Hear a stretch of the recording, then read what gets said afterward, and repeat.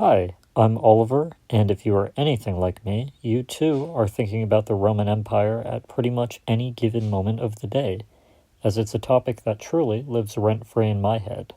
Speaking of more notably famous heads, this is head of a marble statue of Vespasian. It is a realistic, representational statue portraiture utilizing the style of verism to capture maturity and status of the Roman ruler Vespasian. And before we get ahead of ourselves, in order to truly understand why exactly this piece was carved to look the way that it is, we need to do a little history lesson. Depicted in this sculpture is Vespasian, Roman emperor and founder of the Flavian dynasty. Emperor Vespasian's rule lasted from 69 to 79 CE. He is most known for the foundation of the Flavian dynasty post-Rome's intense civil war. Vespasian was the first Roman emperor to not come from an aristocratic background. Rather, his family was in tax collection. His military career is what he was most known for, and he was the general who led against Britain in the Roman invasion in 43 CE. Vespasian was found general at the time of the very unstable Emperor Nero's rule. Nero was the fifth emperor of Rome and the last ruler under the Julio Claudius dynasty. He had fallen under rule very young, as he was adopted into line at just 13, and quickly ascended to power 3 years later at the age of 16. He was very eccentric, having a known erratic behavior, especially when it came to heavily taxing for new and ambitious building projects. His behavior would lead to military revolts and the purges of political rivals, and by the age of 30, Nero had committed suicide after being declared public enemy of the state. Because there was no heir in line to the throne, Rome was without an emperor, ending the imperial dynasty and triggering the civil war known as the Year of the Four Emperors. Following Nero's unexpected death in 68 CE, the 12-month battle ensued once the four most politically powered men in Rome at the time took claim of the throne in rapid succession of one another.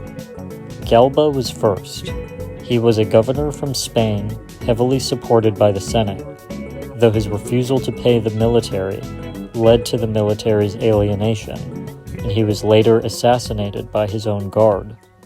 Following Galba was Otho, a former friend of Nero. He was the one responsible for hiring the guard to assassinate Galba in order to take control as the emperor himself. Like Nero, Otho would also take his own life to prevent further casualties, as he was responsible for why Rome had lost the battle against the legions in Germany. The commander of the German legions, Vitalis, would then seize power, though he was revolted against by the legions, who then declared Vespasian emperor after Vitalis let the empire starve using funds for his own gain. After the Civil War and the rapid succession of different rule, the empire was left in disastrous economic devastation. Mattering more than noble blood, Rome depended on Vespasian's military strength and capability. Vespasian won back public favor in the construction of the Flavian Amphitheater, also known as the Colosseum, which was actually the former site of Nero's Palace Lake. By implementing heavy taxes, Vespasian financially reformed the bankrupt empire he had inherited. Politically stable, Vespasian's image was built on the ideals of being a hard-working soldier, purposefully contrasting with the ego-driven Nero's presentation. Now that we have some much-needed and necessary background, it's easier to see why this piece moves away from previous works that depicted past rulers as more godlike and youthful, instead putting emphasis both on age and experience that Vespasian holds. This pushes those ideas of reliability and stability. How Vespasian's age is depicted in this work was clear political messaging for the Romans, that being commitment and discipline.